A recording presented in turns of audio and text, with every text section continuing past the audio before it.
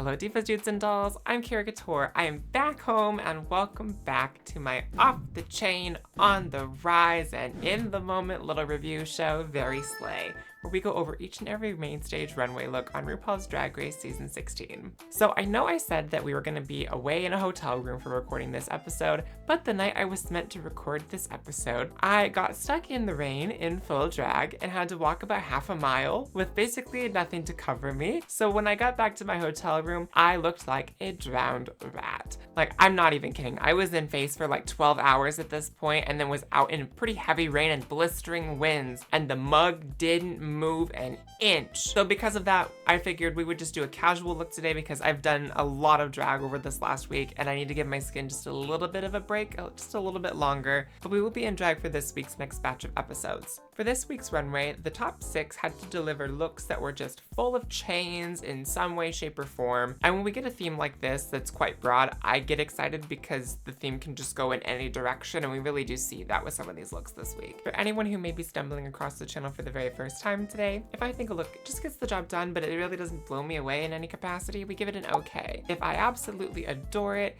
then we give it a slay, and if I can't stand it for any reason, we give it an A. And this is all in efforts to find my weekly slay of the day, my favorite look of the week, which will go into a post-crowning ranking video here pretty soon to determine our slay of the season, my favorite look across every episode, and once we've done that, I'll take that look and I'll make a proper illustration out of it. Also, I just want to take a second really quick here to thank y'all for the continued support during this little week-long trip to PAX East.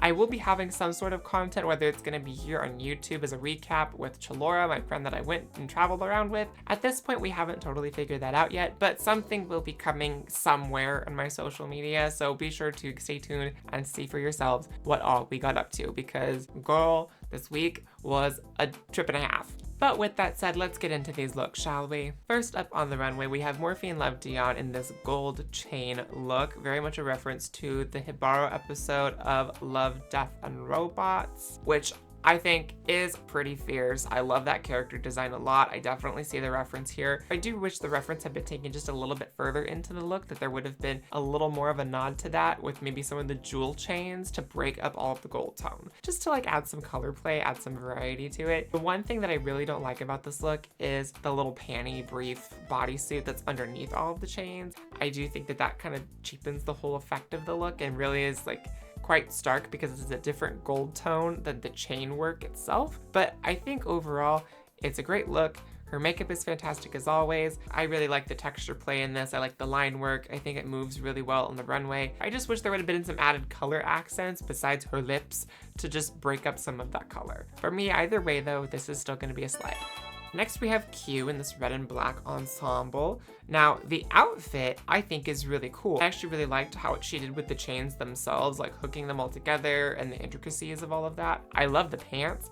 I think the bolero is a really cool cut too. I do love a black and red moment in general, so I am a little biased because of that. However, I think when you get to here up, that's when the look goes south for me.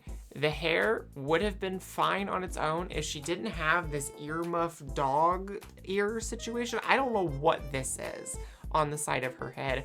I don't know how that works. I don't know what it has to do with her look. It just, to me, really takes it down significantly, really kills any sort of positive feeling that I have for the look. Wow, did her so dirty with using this photo of her in the promotional content on their socials. Oh, it's not flattering. I like so many parts of this look in theory. I like parts of it in practice, but the fuzzy earmuff thing kills it for me completely, so I'm unfortunately going to give this an A.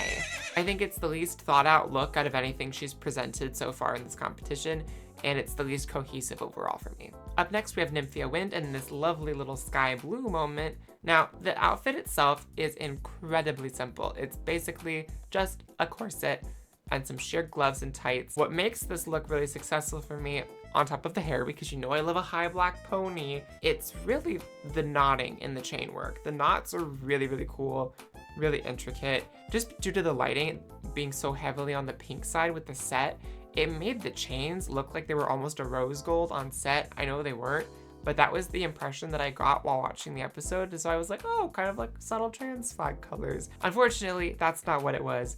but I think this look overall is successful. I liked the whip. I thought there was a lot of really smart choices here. There's just a lot of like really sleek, streamlined elements to this.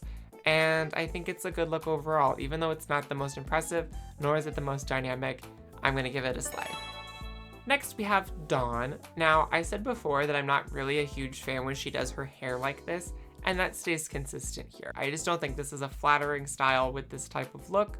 I think the chain work is really cool. I love the chains in the face. I think it looks really interesting, and I just like the way it's draped, the way it dangles. The garment itself, I don't particularly like, and this is another problem that I've had with some of Dawn's looks across the season. I feel like it's maybe not in the best fabric because there's details in this that you can clearly see in this photo. There's ruching, there's this like ruffle bit that's like through here, but unfortunately you lose a lot of that on the runway because there's nothing to really break it up in terms of texture, in terms of color, in terms of detailing. So for me, this look really falls short in a lot of aspects, and once again, we get these hip cutouts, and I think the hip cutouts are placed a little too low this time, and it makes her body look a little disproportionate, especially because the skirt doesn't hit the floor. Because the cutout is so low, it makes her torso look really, really long and her legs look really, really short. And if there's one thing you know I am a stickler for, it's proportions being right. So unfortunately for me, this is gonna be an A. Next up, we have Plain Jane. Now, this like sexy bombshell Barbarella corset panty with a thigh-high boot kind of thing. We've seen stuff like this from Plain before across the season. I think her makeup looks great. I think it is a very good look. I like the way the chains are brought in. I like how they're connected to the boots as well as the hips and the arm gauntlet thingies. I actually really like the green accents and using the green for like piping elements and the laces on the arm pieces, as well as in the hair. It's just a really subtle little detail that I appreciate. And while it's a good look, while it's a clean look, it didn't leave me gagging, so I'm just gonna give it an okay.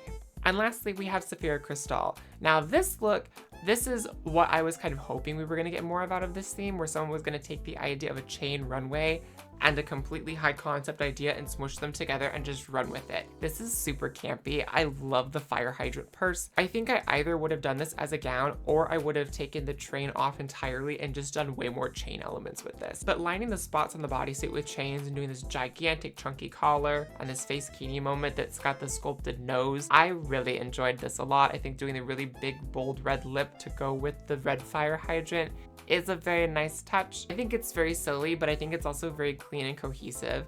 And this element of like pup play fetish wear, but fashion, I'm very here for. I think it's very fun. So I'm gonna give this a slay. Now we've got that out of the way, it's time to pick our slay of the day. And I think this week I'm going to give it to Sephira Crystal again, because this look was the one that immediately like had my attention when she rounded the corner. I was very intrigued by it. I thought it was the most interesting concept, and it was really the only one that had an idea behind it that wasn't just like, here is a look that has chains attached to it, you know? It has a very clear point of view, a very clear angle, and it's immediately readable as to what she's going for. So once again, Sephira gets added to the post-season video, and we've got another episode behind us with just a few more to go before we determine our next winner. If you haven't already liked and subscribed, please consider doing so. I would appreciate it oh so much. We've passed 500 subscribers, so we are officially past the first checkpoint towards YouTube partner. And this past week, while I was at PAX, we surpassed the halfway point of the watch hours we need to get there. So we're at like 1,700 now, roughly, which is incredible. So again, thank you so much for the continued support. I cannot wait to see just where we're gonna get. I'm honestly thinking at this rate, what's gonna get us to the 3,000 is when Drag Race Philippines comes out, because I know you all who are still watching this particular season who are from the Philippines are gonna be riding hard for all of them. So I can't wait to see just what comes out of this. And I also cannot wait for a bit of a reprieve so I can get some of this art done for y'all, get these Slay of the Season videos done, and do some cool makeup, work on some other projects, get some fun gameplay coming. We're gonna have a playthrough of Princess Peach Showtime coming to the channel pretty soon over here and streaming it live on Twitch. We've got more Persona 3 Reload coming, a whole bunch of indie stuff. Oh, it's gonna be good. And be sure before we head out today, go out there, stay kind, stay queer, and make sure that your day is very slay.